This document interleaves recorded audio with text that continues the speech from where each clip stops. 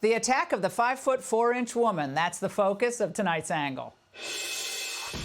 He has talked about turning the American military on the American people. He has talked about going after people who are engaged in peaceful protest. He has talked about locking people up because they disagree with him. This is a democracy. And in a democracy, the President of the United States, in the United States of America, should be willing to be able to handle criticism without saying he'd lock people up for doing it. Oh, she was raging in that interview at the top with Bret Baier.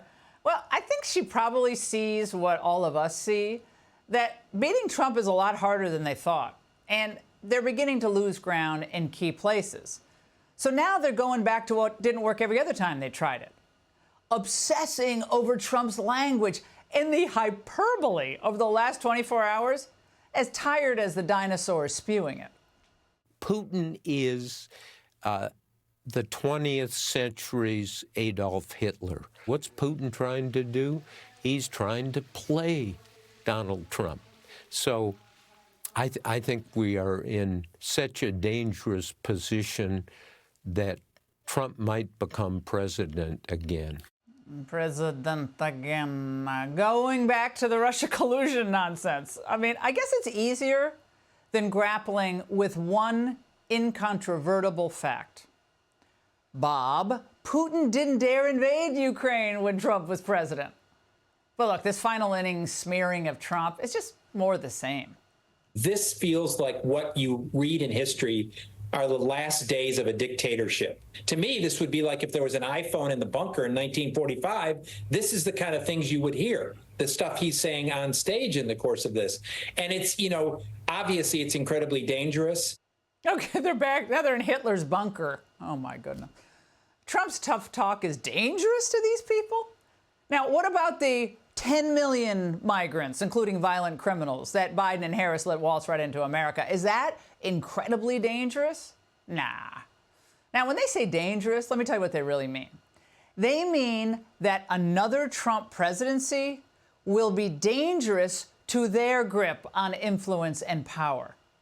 And even casual political observers notice the obvious message coordination happening here.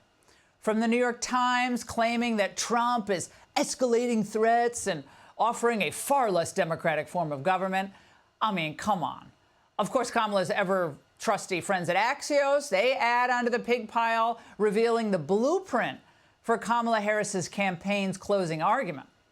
In a nutshell, let me tell you what it is. Joy and love didn't do the trick. No one brought her freedom and change narrative. They weren't buying that. And now her brat summer is just a fear-mongering fall. Axios says that she's countered Trump's increasingly dark, grievance-filled rhetoric with warnings of what could happen if he's elected, a move that some former Biden aides say sounds like their own strategy. Yeah, because it's already been done before by Biden and it didn't work. Well, look, it's not the first time that she's been accused of copying others' work without attribution, is it? She even went on a tirade today trying to play to the squad and people like Rachel Maddow. You know, the woman whose party tried to put Donald Trump in jail is now claiming in lie after lie that he is the anti-democratic force to fear. Donald Trump is increasingly unstable and unhinged.